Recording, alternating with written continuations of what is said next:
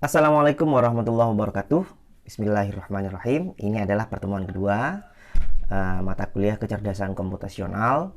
Pada pertemuan sebelumnya kita hanya berkenalan dan mendiskusikan tentang hal teknis terkait perkuliahan menggunakan e-learning dari kampus. Nah, pada pertemuan ini dan selanjutnya kita sudah mulai fokus masuk ke materi tentang kecerdasan komputasional. Baik, kita mulai diskusi ini dengan napak tilas ya tentang media penyimpanan. Jadi media penyimpanan itu berevolusi, mengalami perkembangan. Nah, awalnya ketika baru mengenal komputer dulu ya, saya pertama kali berkenalan dengan media penyimpanan yang namanya disket. Sekarang sudah jarang sekali komputer yang menggunakan disket. Nah, disket ini memiliki kapasitas penyimpanan yang kalau dibandingkan dengan sekarang sangat kecil sekali. Bayangkan satu disket itu hanya memiliki kapasitas kalau nggak salah 1,4 kalau nggak salah ya. Nah, nanti silahkan dicek berapa kapasitas disket. Bahkan untuk memasukkan satu file audio lagu mungkin nggak cukup ya, karena memang kapasitasnya seperti itu. Nah, kemudian dari disket berkembang menjadi CD. Nah, CD sudah mulai lumayan. Nah, kalau CDR mungkin sekitar 700 mega, 700 kali lipat dari disket. Kemudian berkembang lagi menjadi hard disk dengan kapasitas yang luar biasa. Sampai sekarang ada yang kapasitasnya bertera-tera begitu. Kemudian ada juga flash disk. Dan belakangan ini penggunaan penyimpanan di cloud sudah mulai berkembang, sudah mulai marak dipakai. Kenapa kita berbicara atau menapak tilasi perkembangan media penyimpanan? Nah, karena dari media penyimpanan itulah data-data disimpan. Nah, efek dari berkembangnya media penyimpanan dengan berkembangnya juga kapasitas penyimpanan adalah meningkatnya data. Nah, data sekarang sudah tidak bisa kita bayangkan seberapa banyak data yang ada, yang berseliweran di depan kita.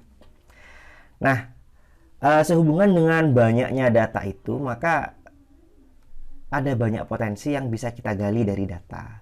Ada banyak pengetahuan, ada banyak informasi yang bisa kita eksplorasi dari data yang ya sangat masif ini. Nah, tantangannya adalah mengeksplorasi data yang jumlahnya sangat banyak itu bukan sesuatu yang simple. Nah, kalau misalnya kita hanya berkutat dengan satu file Excel dengan satu spreadsheet yang datanya ribuan, ya mungkin itu simple ya. Tapi bagaimana dengan data yang ya bermiliar-miliar atau triliunan data dengan berbagai tipe yang berbeda, dengan berbagai jenis yang berbeda, dengan berbagai ekstensi yang berbeda, dengan berbagai format yang berbeda, yang harus kita gali untuk mendapatkan pengetahuan baru. Nah, ini tentunya sangat kompleks. Nah, mata kuliah kecerdasan komputasional akan mengantarkan kita untuk mempelajari bagaimana kita mengeksplor data, bagaimana kita menggali pengetahuan dan informasi dari data, sehingga data yang berjubel itu bisa kita manfaatkan dan bisa kita gunakan sebagai salah satu informasi dalam mengambil keputusan nantinya. Oke, berbicara tentang kecerdasan komputasional atau computational intelligence. Ini mungkin istilahnya ini agak mirip-mirip ya dengan misalnya artificial intelligence, kecerdasan buatan. Nah, Anda silahkan mencari apa perbedaan antara kecerdasan buatan atau artificial intelligence dengan computational intelligence, dan silahkan tuliskan pemahaman Anda terhadap perbedaan kedua bidang ini pada bagian diskusi di e-learning ini. Nah, untuk computational intelligence ya, dia merupakan kumpulan dari teknik komputasi yang mampu mempelajari dan mengenali data secara otomatis. Nah, jadi kita akan mengajari komputer untuk mengenali data secara otomatis. Nah, nanti dari pengenalan terhadap data itu, komputer kemudian bisa membuat sebuah rumusan-rumusan. Misalnya dia bisa mengklasifikasikan, dia bisa membuat clustering, dan lain sebagainya. Nah, computational intelligence ini mengadopsi dari model komputasi yang berasal dari kecerdasan yang ditemukan pada hewan, manusia, dan fenomena alam lainnya. Sehingga di dalam computational intelligence ini nantinya kita akan banyak mengenal beberapa algoritma yang prinsip kerjanya mirip dengan prinsip kerja yang dilakukan oleh manusia, hewan. Nah, misalnya ada namanya genetic algorithm, algoritma genetika. Nah, ini prinsip kerjanya menggunakan model genetika manusia. Ada namanya misalnya algoritma N-colony, colony smooth, algoritma colony smooth. Dia mengadopsi dari teknik kerja yang dilakukan oleh sebuah colony smooth. Nah, dan computational intelligence ini dapat mengolah data yang bersifat parsial, ambigu, dan acak. Jadi berbeda jauh dengan database relasional. Jadi kalau database relasional, datanya sudah dipilih di struktur. Ada misalnya kita tentukan formatnya dalam bentuk tabel. Di dalam tabel field-fieldnya juga kita tentukan tipe datanya apa, kemudian size-nya berapa, ada primary key, dan semuanya. Jadi sudah dipola dari awal, sudah ditata dari awal. Nah, kalau computational intelligence, dia data yang diolah itu nggak kayak gitu, acak. Bisa berupa teks, bisa berupa video, bisa berupa audio, bisa berupa suara. Jadi semuanya itu diramu lah begitu, sehingga dapat menemukan sebuah pengetahuan. Beda dengan database relasional yang mungkin sudah Anda pelajari pada mata kuliah yang lain. Nah, tujuannya apa? Jelas. Tujuannya adalah menciptakan komputer cerdas. Jadi definisi cerdas itu dia bisa belajar, dia bisa mengembangkan dirinya ya, sehingga dia mampu meniru kecerdasan manusia. Jadi ketika diberikan sebuah kasus secara otomatis, dia bisa menggunakan algoritma yang dia pelajari dan memecahkan kasus itu dengan algoritma itu. Nah, itu tujuan dari sistem komputasi cerdas. Nah, ada beberapa bidang pembahasan yang akan kita bahas dalam komputasi cerdas. Sebenarnya mata kuliah ini ya bisa dikatakan mata kuliah yang relatif baru ya. Nah, dulu ketika saya masih kuliah di S1, mata kuliah ini masih belum ada, dan kami waktu itu masih tidak mengenal dengan istilah-istilah dan terminologi yang ada di dalam mata kuliah ini. Nah, karena masih baru, maka mata kuliah ini bisa jadi berbeda-beda di satu kampus dengan kampus yang lainnya. Jadi Anda nanti silahkan mencoba membandingkan antara pembahasan yang ada di kampus kita dengan kampus lain untuk saling memperkaya, untuk menambahkan informasi apa yang belum kita bahas di dalam computational intelligence yang mungkin sudah dibahas di kampus lain. Nah, di sini menurut capaian pembelajaran yang harus kita kuasai, setidaknya ada 5 pembahasan dalam kecerdasan komputasional di kampus kita ya. Pertama, kita akan mempelajari tentang supervised learning, yang lebih fokus nantinya ke klasifikasi. Kemudian kita akan belajar tentang unsupervised learning, nanti orientasinya adalah ke clustering. Terus kita akan belajar tentang logika fuzzy. Nah, kemudian kita akan belajar tentang optimasi. Dan terakhir kita akan belajar tentang bagaimana mengkombinasikan 4 yang dibahas sebelumnya. Jadi misalnya mengkombinasikan supervised learning dengan optimasi. Mengoptimasikan sesuatu pada pendekatan unsupervised learning. Nah, kita akan mencoba explore secara sekilas tentang masing-masing pembahasan. Kita mulai dari supervised learning. Jadi, ciri khas dari supervised learning itu adalah dia menggunakan data training. Jadi, ada sebuah data yang diberikan kepada komputer, dan komputer akan diajari dengan menggunakan data itu. Diajari untuk menentukan pola data itu. Nah, di dalam data training itu nanti ada data yang sudah berupa label. Label itu apa ya? Gambarannya simpulan lah, simpulan akhir. Misalnya, data ini punya beberapa field, namanya field lah, atribut. Misalnya, berambut panjang, kemudian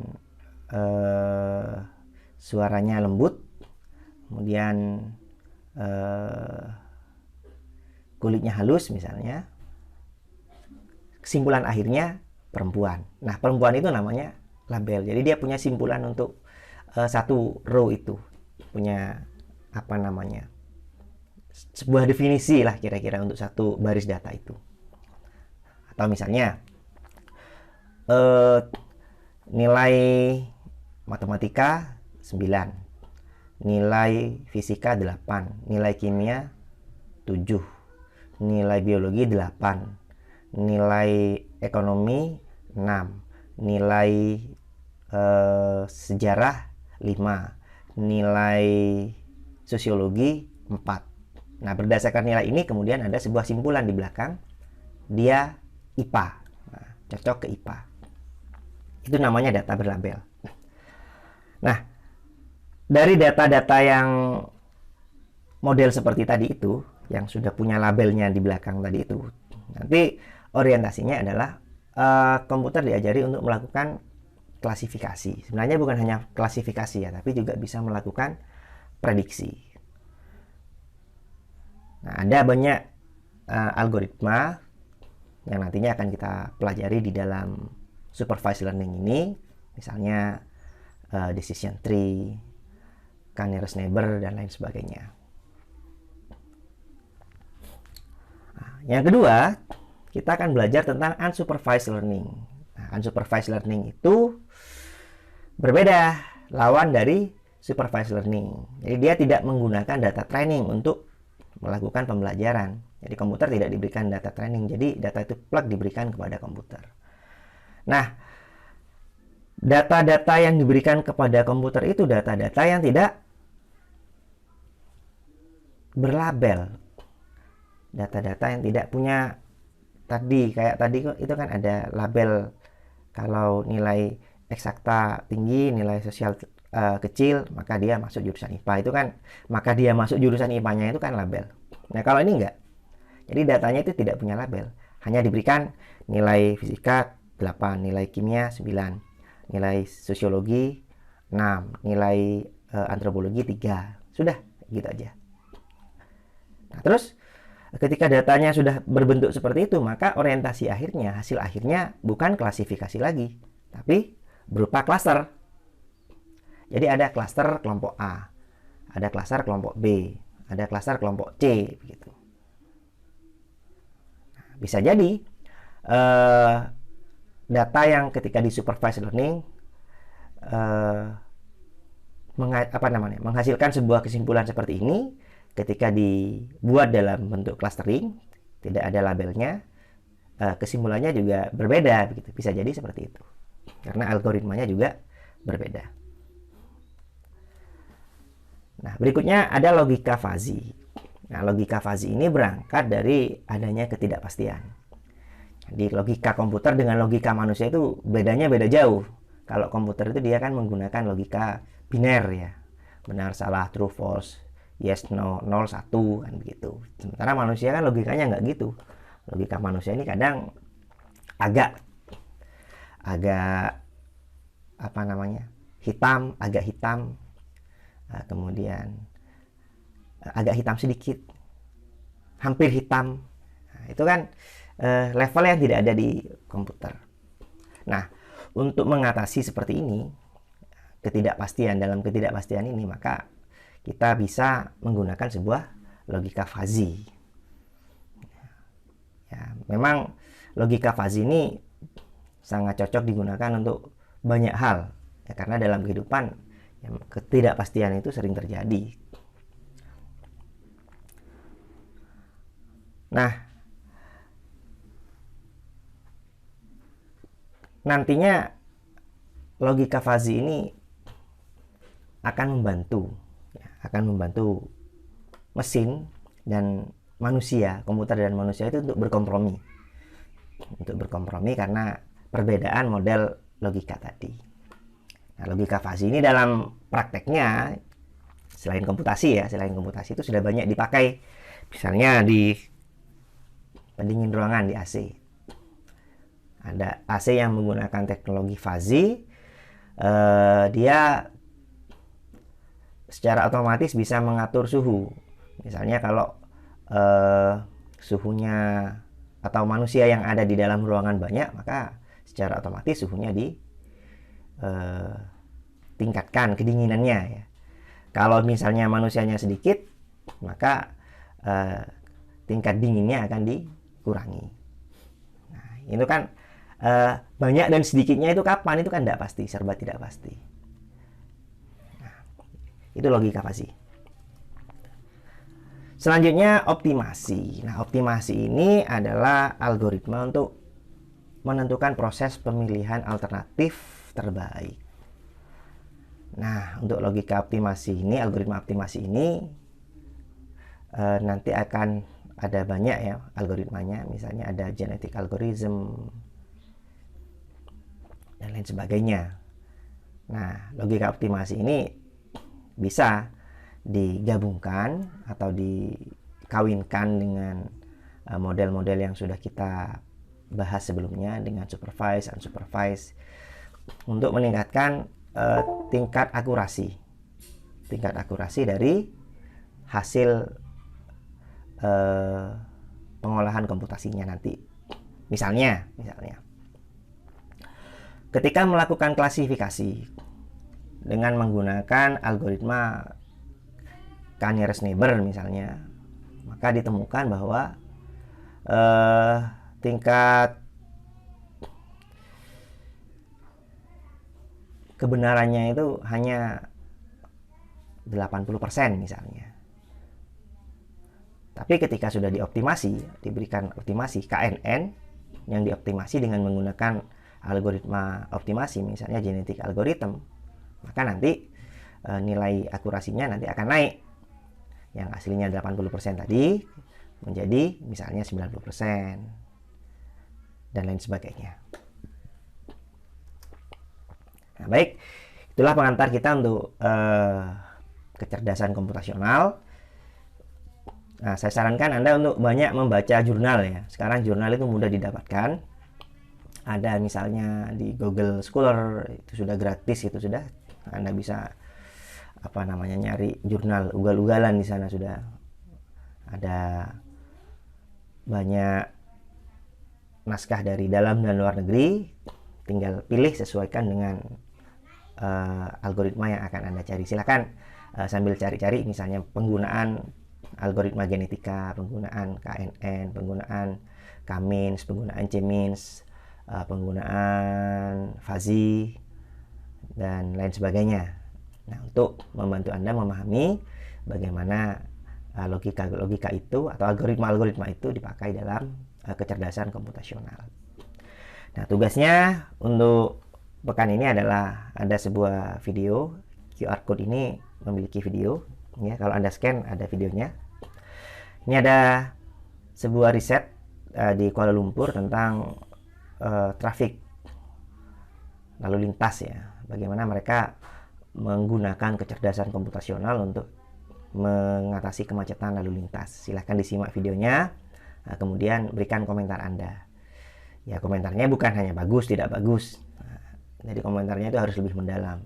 Misalnya, menurut Anda sejauh mana penggunaan implementasi ini berhasil. Kemudian bagaimana langkah-langkah yang digunakan oleh si peneliti itu dalam menyelesaikan problem permasalahan lalu lintas yang terjadi di sana. Jadi bukan hanya bagus tidak bagus, ya harus lebih mendalam. Baik, demikian perkuliahan untuk pekan kedua ini. Kita akan bertemu lagi minggu depan. Nah, minggu depan kita sudah mulai fokus akan membahas tentang supervised learning. Saran saya silahkan Anda belajari terlebih dahulu supervised learning melalui kanal YouTube. Banyak yang menyediakan sarana belajar terkait dengan supervised learning. Boleh juga cari-cari jurnal. Yang penting ketika kita ketemu secara virtual melalui e-learning ini, ada banyak hal yang bisa kita diskusikan. Demikian semuanya, semoga sehat. Assalamualaikum warahmatullahi wabarakatuh.